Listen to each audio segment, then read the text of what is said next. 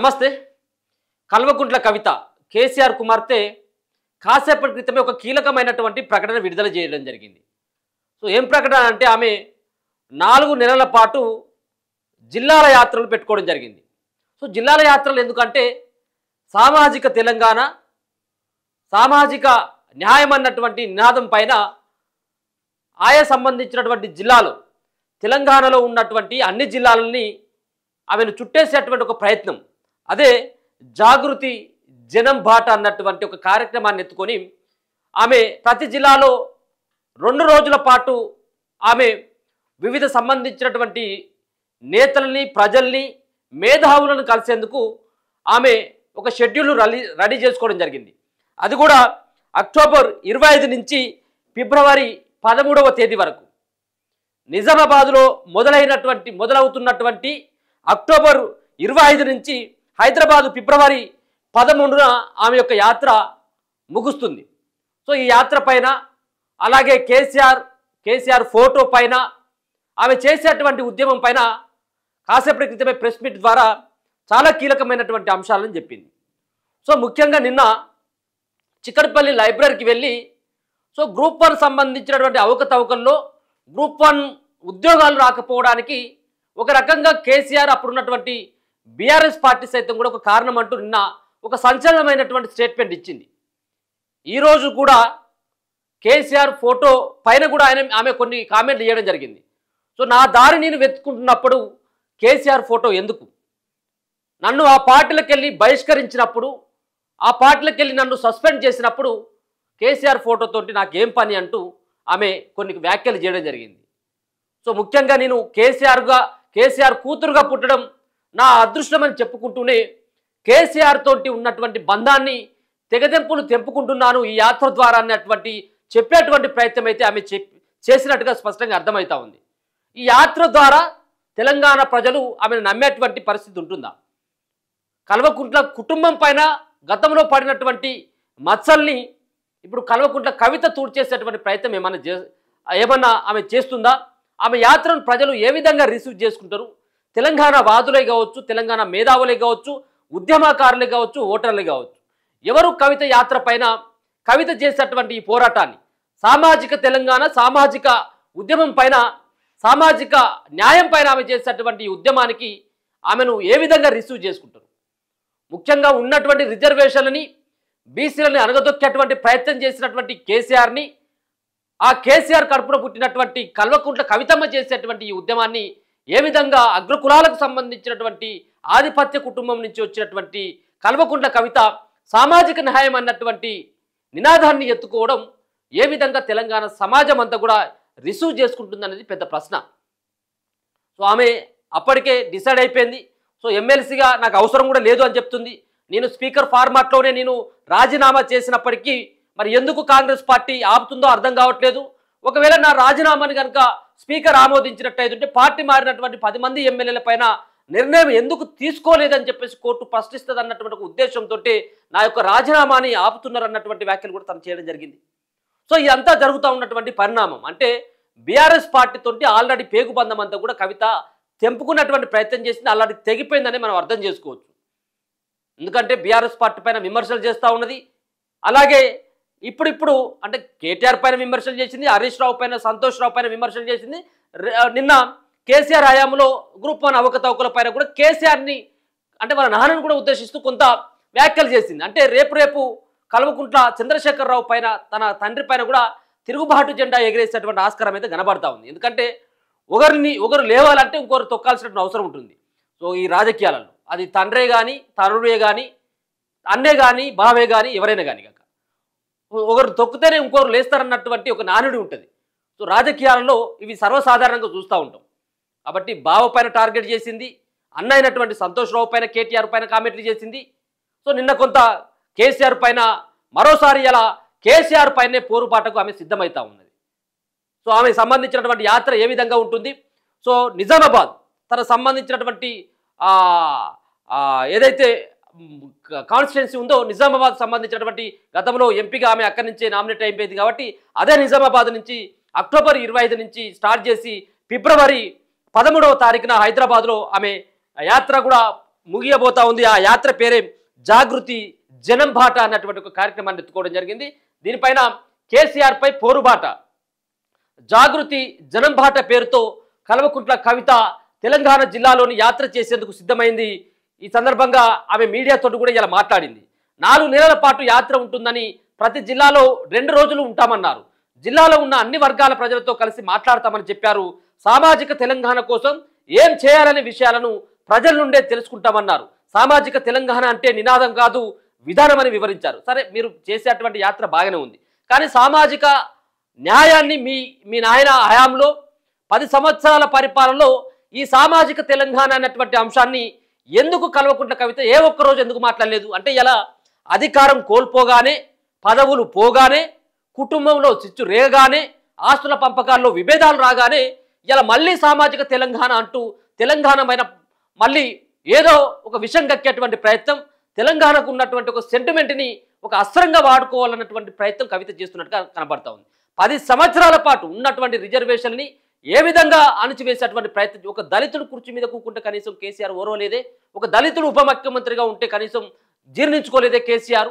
ఆ రోజు సామాజిక న్యాయం, సామాజిక తెలంగాణ అన్నటువంటి నినాదం గుర్తు రానటువంటి కల్వకుంట్ల కవిత ఇలా మళ్ళా సామాజిక తెలంగాణ, సామాజిక తెలంగాణకు నీకేం సంబంధం? ఏం సంబంధం? ఆ రోజు ఏదైతే తెలంగాణ ఉద్యమకారులని, తెలంగాణ అమరవీరులని ఏ విధంగానైతే ముందు రెచ్చగొట్టి వాళ్ళ ప్రాణాలకు పోవడానికి ప్రధానమైనటువంటి కారణమైనటువంటి కల్వకుంట్ల కవిత, కల్వకుంట్ల కుటుంబం ఇలా మరొకసారి సామాజిక తెలంగాణ అంటూ ఎవరిని బలి పశువులు చేసేందుకు ఆమె వస్తూ ఉంది. తెలంగాణ, సామాజిక తెలంగాణకి కవితకి ఏమైనా సంబంధం ఉన్నదా? ఉందా? సో ఇది నినాదం కాదు, ఒక విధానం అని వివరించినట. తాము ఉన్నన్ని రోజులు సామాజిక తెలంగాణ కోసం పనిచేస్తామని స్పష్టం చేసి, వాళ్ళ నాయన కూడా అదే అన్నాడు. తాము ఉన్నన్ని రోజులు సామాజిక తెలంగాణ కోసం పనిచేస్తానని ఏమంటా ఉన్నది, నేను తెలంగాణ కోసం కాపల కుక్కనై ఉంటా అని చెప్పేసి కేసీఆర్ అన్నాడు. ఆయన కాపల కుక్క కాలేదు. ఈ మాట ఇప్పుడు మళ్ళీ తెలంగాణ కోసం, సామాజిక తెలంగాణ కోసం తాము ఉన్నన్ని రోజులు సామాజిక తెలంగాణ కోసం ఆమె పనిచేస్తుందట. ప్రజాస్వామ్యంలో ప్రజల గురువులు అన్నారు. పెద్ద పెద్ద నాయకులను కూడా ప్రజలు ఓడించి ఇంట్లో కూర్చోబెట్టారని గుర్తు చేశారు. ప్రజల దగ్గరికి వెళ్ళి సమస్యలు తెలుసుకుంటామని కవిత అన్నారు. సో ఇది కరెక్ట్ కాదు. కేసీఆర్ ఫోటో లేకుండానే యాత్ర చేస్తామన్నారు కవిత. కేసీఆర్ లేకుండా తెలంగాణ రాలేదని, అయితే కేసీఆర్ ఫోటో పెట్టుకుంటే నైతికంగా కరెక్ట్ కాదని చెప్పుకొచ్చారు. నేను నా తువ వెతుక్కుంటున్నానే అన్నారు కవిత. జాగృతి పెట్టినప్పుడు కూడా కేసీఆర్ ఫోటో పెట్టలేదన్న విషయాన్ని ఈ సందర్భంగా గుర్తు చేశారు. జాగృతి పెట్టినప్పుడు జయశంకర్ ఫోటో పెట్టామన్నారు. కేసీఆర్కు పుట్టడం తన అదృష్టమని, మా దారులు వేరైనప్పుడు నా లైన్ నేను తీసుకోవడం కరెక్ట్ అని అన్నారు. కేసీఆర్ ఒక పార్టీకి అధ్యక్షుడిగా ఉన్నారని, ఆ పార్టీ నుండి తనను సస్పెండ్ చేశారని తెలిపారు. నైతికంగా కరెక్ట్ కాదని కేసీఆర్ ఫోటో తీసేస్తున్నట్లు వెల్లడించారు. దుర్మార్గుల నుంచి చెట్టును కాపాడేందుకు తీవ్ర ప్రయత్నాలు చేస్తున్నారని చెప్పేసి కవిత సంచలనమైన, అంటే ఇప్పుడు కల్వకుంట్ల కవిత కేసీఆర్కు ఉన్నటువంటి బంధాన్ని తెగదెంపులు, ఈ మాటతోటి తెగదెంపులు తెంపుకున్నది. ఎందుకంటే కేసీఆర్ది వేరే పార్టీ కదా, కేసీఆర్ది వేరే పార్టీ, నన్ను పార్టీకి వెళ్ళి సస్పెండ్ చేసిండు అన్నప్పుడు వేరే పార్టీ నాయకులది నేను ఫోటో పెట్టుకొని జాగృతి పేరు మీద ఆయన ఫోటో ఎందుకు పెట్టుకొని తిరగాలి? ఆయనకు నేను ఎందుకు మైలేజ్ తీసుకురావాలి? సో దీనిపైన ఆమె మండిపడతా ఉన్నది. సో తండ్రితోటి కొంత దగ్గర ఎందుకు కొంత ప్రయత్నాలు చేసినప్పటికీ, సో ఇటీవల పార్టీని ఏ విధంగా కల్వకుంట్ల కవిత డ్యామేజ్ చేసిందో మన అందరికీ తెలుసు.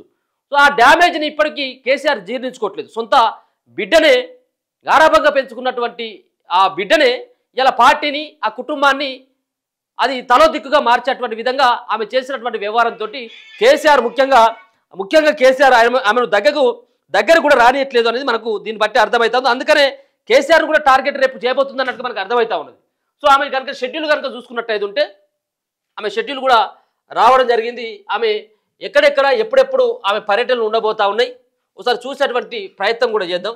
సో ఒకసారి కవితకు సంబంధించినటువంటి ఆ టూర్కు సంబంధించిన షెడ్యూల్ కనుక చూస్తే 32 సంబంధించినటువంటి జిల్లాల్లో ఎప్పుడెప్పుడు ప్రారంభమవుతుంది, ఎప్పుడు ముగుస్తుంది అంటే నిజామాబాద్లో అక్టోబర్ 25న మొదలైనటువంటి ఆమె యాత్ర ఇక్కడ లాస్ట్కి హైదరాబాద్లో ఫిబ్రవరి 13వ తారీఖున ఆమె యాత్ర ముగుస్తుంది. సో ఒకసారి చూస్తే ఎక్కడెక్కడ ఏ జిల్లాలో ఏ సంబంధించినటువంటి డేట్లో ఉందంటే నిజామాబాద్ నుంచి మొదటిగా నిజామాబాద్ ఆమె ఎంపిక చేసుకోవడం జరిగింది. అక్టోబర్ 25, 26 తారీఖు అంటే ప్రతి జిల్లాలో 2 రోజుల పాటు ఆమె షెడ్యూల్ ఉంటా ఉన్నది. నిజామాబాద్లో అక్టోబర్ 25, 26, మహబూబ్ నగర్లో 28, 29, అలాగే కరీంనగర్లో 31 ఒకటో తారీఖు, ఆదిలాబాద్లో నవంబర్ 3 అండ్ నవంబర్ 4న ఆదిలాబాద్లో, వరంగల్ అండ్ హన్మకొండలో నవంబర్ 8 నవంబర్ 9న, అలాగే నల్గొండ జిల్లాలో నవంబర్ 11 అండ్ 12, మెదక్లో నవంబర్ 14 నుంచి 15 వరకు, అలాగే ఖమ్మంలో నవంబర్ 17 అలాగే 18, అలాగే రంగారెడ్డి నవంబర్ 20 నుంచి 21, అలాగే నారాయణపేటలో 23 24, కామారెడ్డిలో నవంబర్ 27 28, గద్వాల్లో 30 31 తారీఖు, అలాగే పెద్దపల్లిలో డిసెంబర్ 3 4, అలాగే యాదాద్రి భువనగిరిలో డిసెంబర్ 6 నుంచి 7, భూపాలపల్లిలో డిసెంబర్ 9 10వ తారీఖు, అలాగే మంచిర్యాల జిల్లాకు వచ్చిన తర్వాత డిసెంబర్ 12వ తారీఖు అండ్ 13వ తారీఖు 2 రోజుల పాటు, అలాగే సిద్దిపేటలో కూడా డిసెంబర్ 15 16వ తారీఖు, కొత్తగూడెం జిల్లాలో డిసెంబర్ 18 19వ తారీఖు, అలాగే మేడ్చల్ సంబంధించినటువంటి మేడ్చల్ అండ్ మల్కాజిగిరి జిల్లాలో 21 తారీఖు 22వ తారీఖు, నాగర్ కర్నూల్లో 27 నుంచి 28 2 రోజుల పాటు, సిరిసిల్లలో జనవరి 3 అండ్ 4th, సూర్యాపేటలో జనవరి 6 అండ్ 7, అలాగే జనగామ జిల్లాకి 10వ తారీఖు 10వ తారీఖు అండ్ 11వ తారీఖున ఆమె జనగామ జిల్లాకి జనవరి 10వ తారీఖున వెళ్ళబోతా ఉన్నది. అలాగే ఆసిఫాబాద్లో జనవరి 17వ తారీఖు 18వ తారీఖున ఆమె పర్యటన ఉండబోతా ఉన్నది.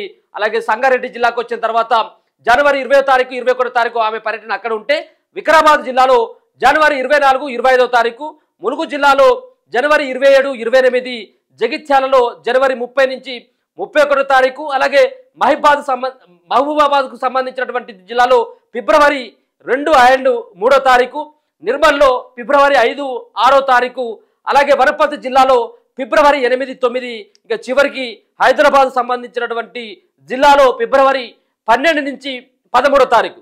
సో ఫిబ్రవరి 12 అండ్ 13వ తారీఖు వరకు హైదరాబాద్లో ఆమె యొక్క యాత్ర ఉండబోతుందన్నట్టుగా తెలుస్తా ఉంది. ఆ యాత్ర పేరే జాగృతి జనం బాట అన్నటువంటి ఒక కార్యక్రమాన్ని ఎత్తుకొని ఆమె ప్రజల్లోకి వెళ్లేందుకు ఆమె తీవ్రమైనటువంటి ప్రయత్నాలు చేస్తూ ఉంది. సామాజిక తెలంగాణ అన్నటువంటి, సామాజిక న్యాయము సామాజిక తెలంగాణ అన్నటువంటి నినాదం పేరు మీద జాగృతి జనం బాట కార్యక్రమంతో ప్రజలను కలిసేందుకు, ఉద్యమకారులను కలిసేందుకు ఆమె కేసీఆర్ ఫోటో లేకుండా, బీఆర్ఎస్ పార్టీ జెండా లేకుండా, ఆ అంశం లేకుండా ఆమె స్వయంగా పర్యటనకు వెళ్తుంది అంటే, సో మొత్తానికి లోకల్ లీడర్లని, మిగతా కొంతమంది అభిప్రాయాలను సేకరించిన తర్వాత, కొంతమంది మేధావులతో ఆమె చర్చలు జరిపిన తర్వాత కొత్త పార్టీ కోసం ఈ విధమైనటువంటి ఒక పర్యటన పెట్టుకొని ఆయా సంబంధించినటువంటి వర్గాల యొక్క అభిప్రాయాన్ని సేకరించిన తర్వాత ఆమె భవిష్యత్తు కార్యాచరణ, పార్టీ నిర్మాణం ఉంటుందనేది చాలా మంది చెబుతున్నటువంటి మాట. ఇది కల్వకుంట్ల కవితకు సంబంధించినటువంటి జాగృతి జనం బాట అన్నటువంటి కార్యక్రమానికి సంబంధించినటువంటి షెడ్యూల్. చూస్తూనే ఉండండి మన తొలి వెలుగు.